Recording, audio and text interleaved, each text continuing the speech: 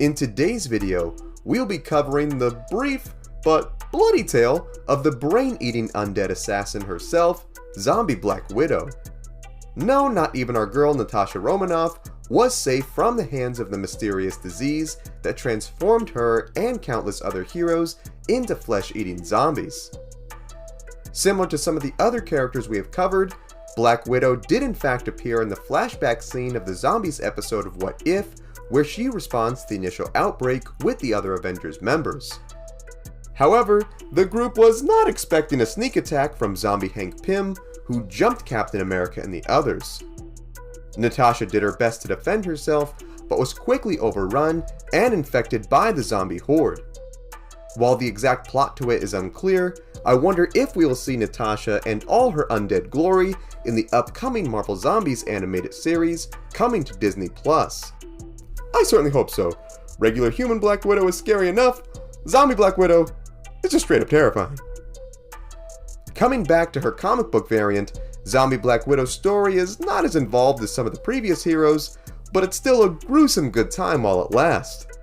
So without further ado, be like Yelena and grab some mac and cheese with hot sauce, sit back, relax, and enjoy the full gory story of Zombie Black Widow.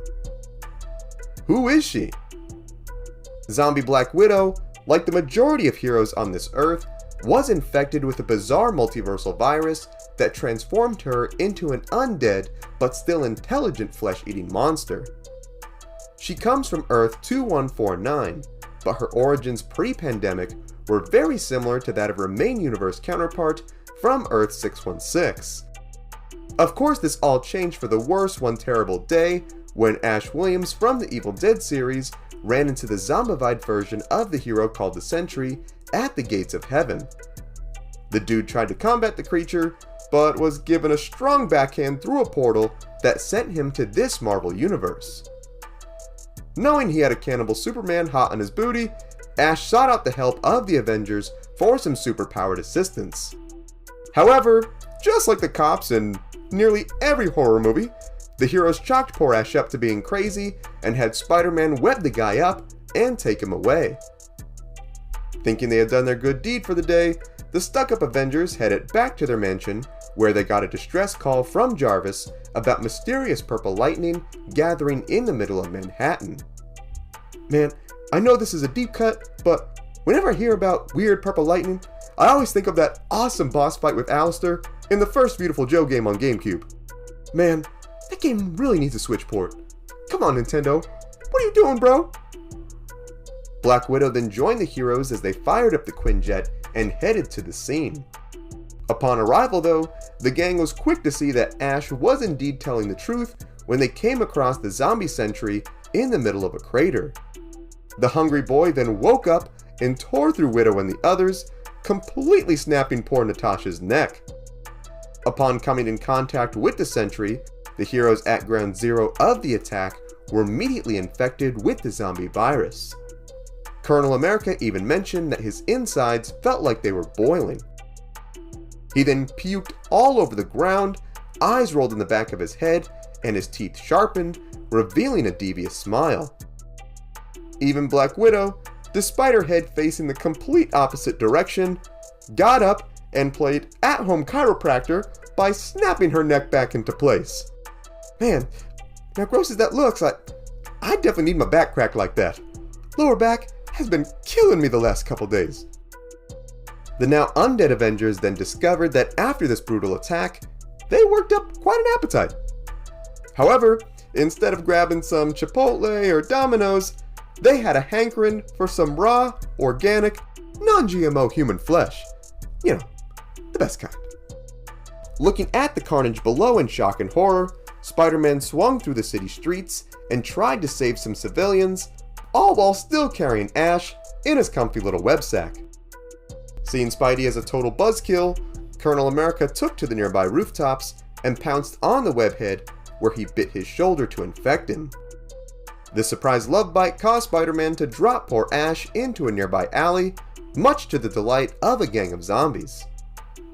Delighted to see DoorDash arrived on time, the hungry heroes went in to eat Ash, only for a quick-thinking Spidey to jump on top of Hawkeye.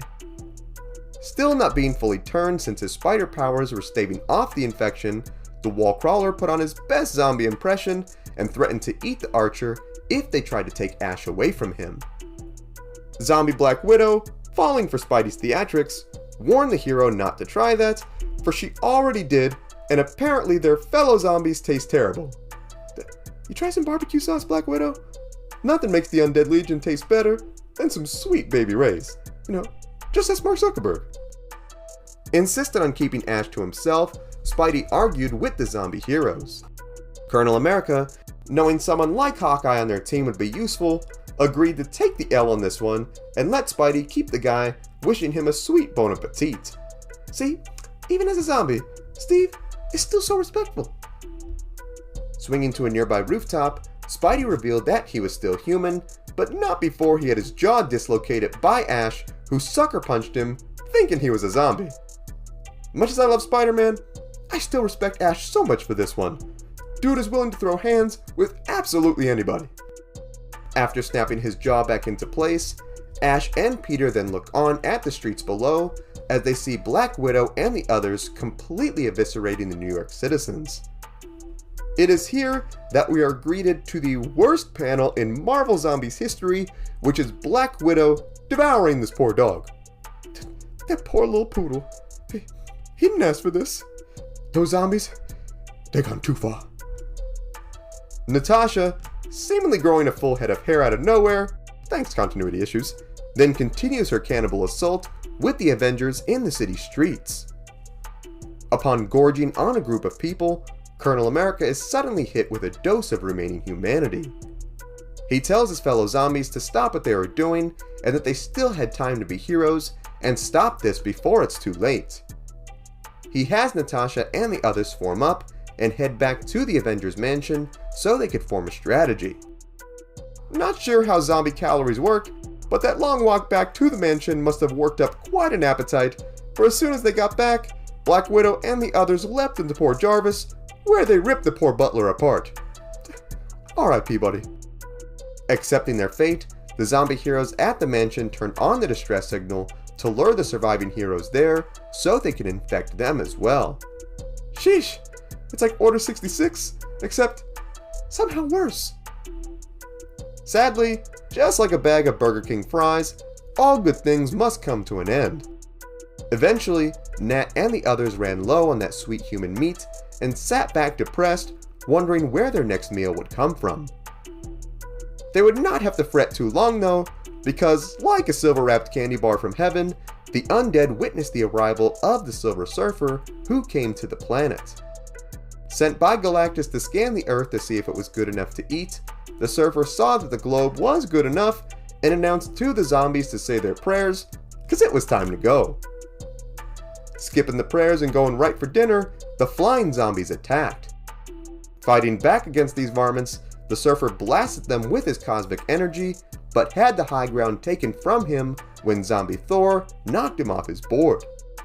Not letting this shake his shiny confidence, the Surfer reloaded and kept blasting, while Black Widow on the ground team continued the assault. Despite toasting several zombie heroes, the Surfer's high score would soon come to an end after Zombie Hulk burst in and bit the dude's head off. It couldn't have tasted good. Looks like it would have tasted like a big quarter or something. I don't know, man. I think I need some help. After this, a small lucky handful of fellow heroes got to participate in the space feast, while the likes of Black Widow had to jealously watch. Upon consuming the poor sparkly man, Cap and the rest who got a nibble in realized that there must have been some extra protein or something in this food, for they had inherited the Surfer's powers. Using these abilities to become walking talking George Foreman grills, the cosmic zombies roasted Natasha and the fellow remaining undead, chowing down on their supposed cannibal friends. And that is the full gory story of Zombie Black Widow. She did not have nearly as much to do in the storyline as some of the others, but it was still cool to get to see one of our favorite OG Avengers make an appearance in this bloody story.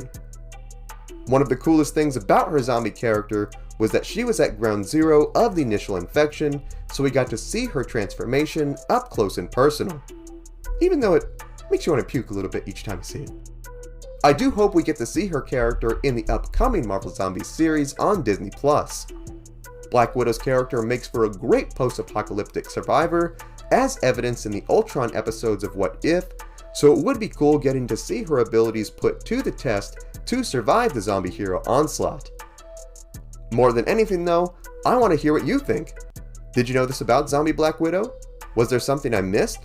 What other characters should we cover? Sound off in the comments.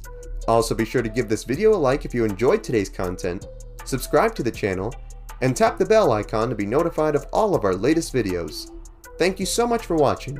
Remember, you are awesome and loved, God bless, and I will see you in the next one.